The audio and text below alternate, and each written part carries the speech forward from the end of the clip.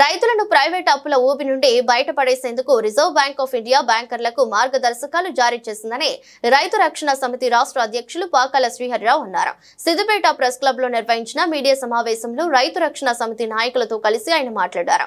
పంట రుణాలకు అదనంగా మొదటి ప్రాధాన్యతతో దీర్ఘకాలిక వ్యవసాయ రుణాలను మంజూరు చేయాలని రిజర్వ్ బ్యాంక్ ఆఫ్ ఇండియా అన్ని బ్యాంకులకు ఆదేశాలు ఇచ్చిందన్నారు. అలాగే రాష్ట్ర హైకోర్టు రిజర్వ్ బ్యాంక్ ఇచ్చిన ఆదేశాలను అమలు చేయాలని మార్గదర్శకాలు ఇచ్చినందున సిద్దిపేట కోర్టులో న్యాయ సేవాధికార సంస్థ ఆధ్వర్యంలో బ్యాంకర్లతో రైతు సంఘాల నాయకులతో సమావేశం నిర్వహించారని తెలిపారు.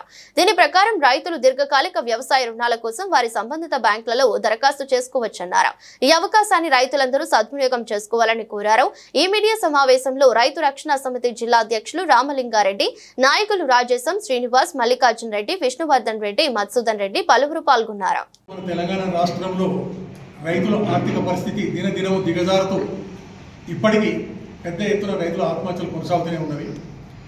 రైతుల ఆత్మహత్యలకు రైతుల ఆర్థిక పరిస్థితి దిగజారడానికి అనేక కారణాలతో పాటు ప్రధానమైనటువంటి కారణం వారు ప్రైవేట్ అప్పులపై చెల్లిస్తున్న వడ్డీ రేటు చాలా అధికంగా ఉండడంతో వాళ్ళ కష్టార్జితంలో అధిక భాగం వడ్డీగా చెల్లిస్తూ వారు పూర్తిగా నష్టపోతున్నారు, వాళ్ళకి ఏం మిగలడం లేదని చెప్పి ఇది గ్రహించినటువంటి రిజర్వ్ బ్యాంక్ ఆఫ్ ఇండియా రాష్ట్రంలోని దేశంలోని రైతులందరూ పంట రుణాలకు అదనంగా వారి ప్రైవేట్ అప్పులు కూడా తీసుకోవడానికి బ్యాంకుల నుంచి రుణాలు తీసుకోవచ్చు అని చెప్పి అన్ని బ్యాంకులకు వారి మాస్టర్ డైరెక్షన్స్ ద్వారా నిర్దేశకం సూచన చేసింది. అయినప్పటికీ మన రాష్ట్రంలో ఏ ఒక్క బ్యాంకు కూడా రైతులకు వాళ్ళ ప్రైవేట్ అప్పులు తీర్చుకోవడానికి బ్యాంకు నుంచి మరింత రుణం తీసుకోవచ్చు, దీర్ఘకాలిక రుణం తీర్చుకోవచ్చు అని చెప్పలేదు, అసలు రుణాలు ఇవ్వలేదు.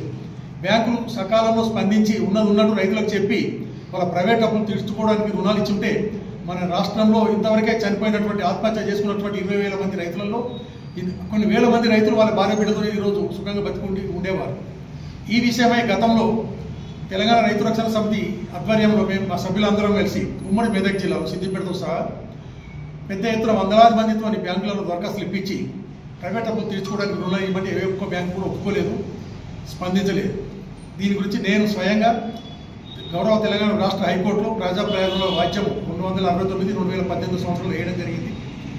హైకోర్టు స్పష్టంగా చెప్పింది ఏంటంటే రిజర్వ్ బ్యాంక్ ఆదేశాలు అమలుపరచాల్సిందే, అర్హులైన రైతులందరికీ ప్రైవేట్ అప్పులు తీర్చుకోవడానికి రుణాలు ఇవ్వాల్సిందని చెప్పి ఆదేశాలు ఇచ్చినప్పటికీ బ్యాంకర్స్ ఏదో స్టోరీస్ చెప్పి రైతులు అమాయకులు కదా అని చెప్పి పోగానే రైతులకు ఇలాంటి స్కీమ్ ఏం లేదని చెప్పి మళ్ళీ తిప్పి పంపితే ఈ మధ్య నేను మళ్ళీ హైకోర్టు అప్రోచ్ అవ్వడం జరిగింది. నా నివేదన విన్న తర్వాత హైకోర్టు శ్రీరావు చాలా బాధపడుతున్నారు, రైతులకు ఏమీ ఇవ్వడం లేదు కాబట్టి ఇక ముందు ఈ జిల్లా తాలూకా లీగల్ సర్వీస్ అథారిటీ చైర్మన్స్ ఉంటారు, జిల్లా జడ్జిలు, అదాలత్ జడ్జిలు, అట్లాగే తాలూకాలో హుస్నాబాద్ కోర్టు కానీ గజ్జల్ కోర్టులో అక్కడ కూడా legal service authority Adalat judges ఉంటారు. వాళ్ళను బాధ్యులను చేసి వెంటనే రాష్ట్ర స్థాయి బ్యాంకర్స్, జిల్లా స్థాయి బ్యాంకర్స్